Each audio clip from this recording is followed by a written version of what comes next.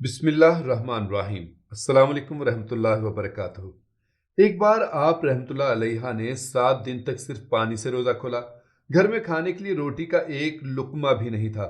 अफ्तार का वक्त बहुत करीब था कि हज़रत राबिया बसरी पर भूख का गलबा हुआ। नफ्स ने आप रहमतुल्लाह अलैहा से फरियाद की, राबिया, आखिर तू कब तक मुझे भूखा रखेगी?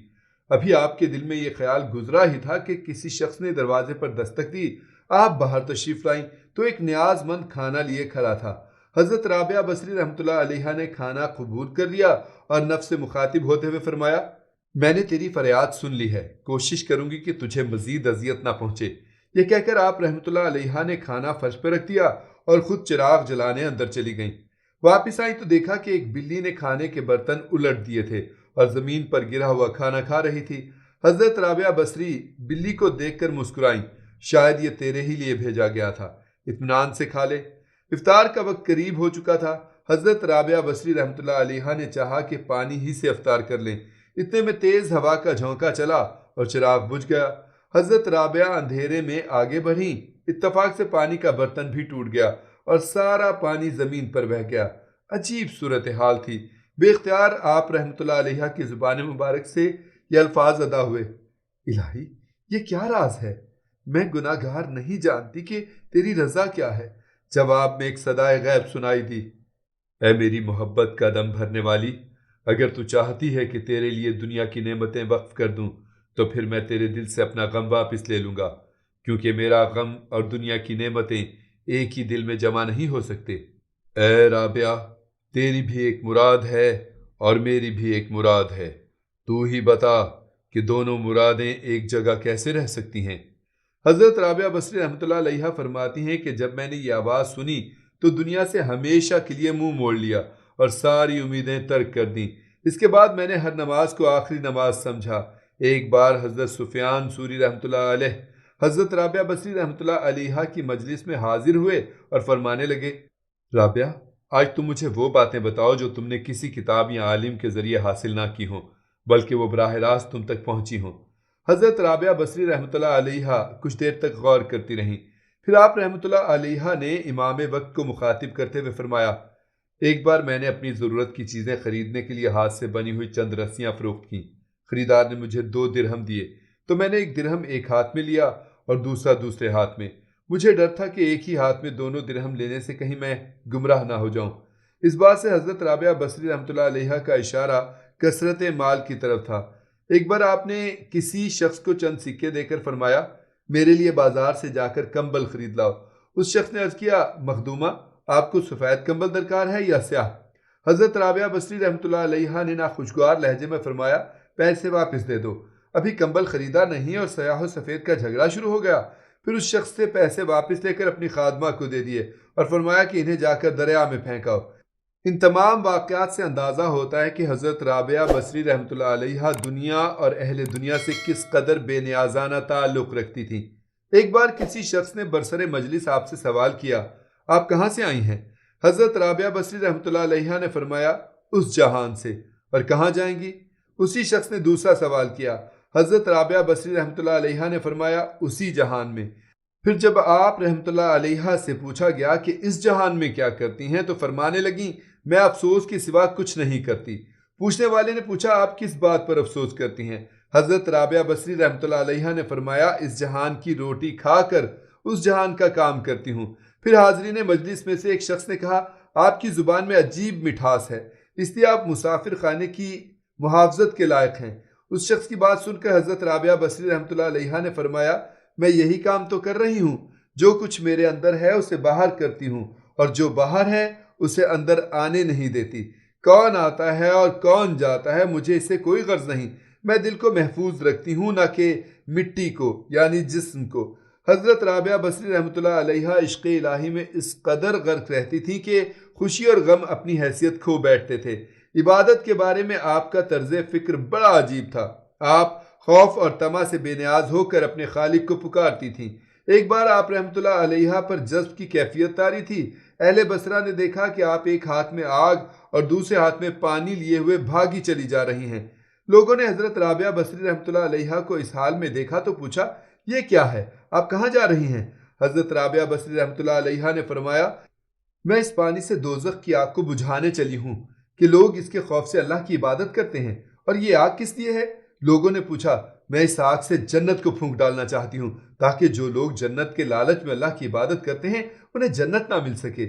یہ حضرت رابعہ بصری رحمۃ اللہ علیہ کا اپنا انداز فکر تھا جسے جذب و مستی کی کیفیت سے تعبیر کیا جاتا ہے، ورنہ خوف و طمع دونوں حالتوں میں اللہ کی عبادت جائز ہے۔ قرآن حکیم میں اسی کا حکم دیا گیا ہے۔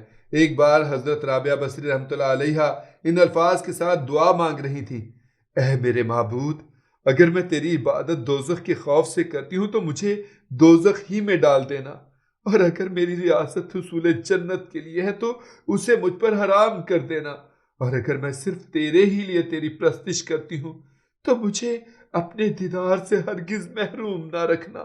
یہی وہ عشق ہے جس نے حضرت رابعہ بصری رحمۃ اللہ علیہ کو ولایت کے منصب تک پہنچایا، اور پھر آپ کا نام قیامت تک کے لیے محبت کی علامت بن کر رہ گیا۔ حضرت رابعہ بصری رحمۃ اللہ علیہ نے ساری زندگی تجرد کے عالم میں گزار دی۔ اس زمانے کے کچھ لوگوں نے آپ رحمۃ اللہ علیہ کی اس روش پر اعتراض کرتے ہوئے کہا کہ آپ خود کو عارفہ کہتی ہیں مگر پیغمبر اسلام صلی اللہ علیہ وآلہ وسلم کی اس معروف سنت پر عمل نہیں کرتی۔ جواب میں حضرت رابعہ بصری رحمۃ اللہ علیہ نے فرمایا: مجھے 3 باتوں کا اندیشہ ہے، اگر تم مجھے ان اندیشوں سے نجات دلا دو تو میں آج ہی نکاح کر لوں گی۔ میرا پہلا اندیشہ یہ ہے کہ مرتے وقت ایمان سلامت لے جاؤں گی یا نہیں۔ دوسرا یہ کہ میرا نامہ اعمال دائیں ہاتھ میں دیا جائے گا یا بائیں ہاتھ میں۔ تیسرا یہ کہ قیامت کے دن ایک گروہ کو دائیں طرف سے بہشت میں داخل کیا جائے گا اور دوسرے گروہ کو بائیں طرف سے دوزخ میں۔ تم لوگ بتاؤ کہ میں کس طرف ہوں گی؟ حضرت رابعہ بصری رحمۃ اللہ علیہ کے تینوں سوالوں کے جواب میں لوگوں نے کہا: ہمیں کچھ معلوم نہیں، بس اللہ ہی بہتر جانتا ہے کہ کس کا کیا حشر ہوگا۔ لوگوں کا جواب سن کر حضرت رابعہ بصری رحمۃ اللہ علیہ نے انتہائی پرسوز لہجے میں فرمایا: تم خود ہی بتاؤ کہ جس عورت کو اس قدر غم ہو وہ شوہر کی خواہش کس طرح کر سکتی ہے؟ حضرت رابعہ بصری رحمۃ اللہ علیہ بڑے حکیمانہ انداز میں گفتگو فرماتی تھیں، یہاں تک کہ بڑے بڑے صاحبان علم آپ کے حضور میں عاجز رہ جاتے تھے۔ ایک بار کسی شخص نے آپ کی گوشہ نشینی پر اعتراض کرتے ہوئے کہا: ذرا باہر نکل کر دیکھیے کہ کیسی بہار آئی ہوئی ہے۔ حضرت رابعہ بصری رحمۃ اللہ علیہ نے بے ساختہ فرمایا: میرا کام سانے کو دیکھنا ہے، اس کی صنعت کو نہیں۔ ایک بار ایک شخص آپ رحمۃ اللہ علیہ کی مجلس میں حاضر ہوا جس کے سر پر پٹی بندھی ہوئی تھی۔ آپ نے سبب پوچھا تو اس نے بتایا کہ اس کے سر میں درد ہے۔ حضرت رابعہ بصری رحمۃ اللہ علیہ نے دوبارہ پوچھا کہ اس کی عمر کیا ہے۔ جواب میں اس شخص نے کہا کہ اس کی عمر 30 سال ہے۔ حضرت رابعہ بصری رحمۃ اللہ علیہ نے تیسرا سوال کیا کہ وہ اس عرصے میں بیمار رہا یا تندرست؟ اس شخص نے عرض کیا کہ وہ اس دوران کبھی بیمار نہیں ہوا۔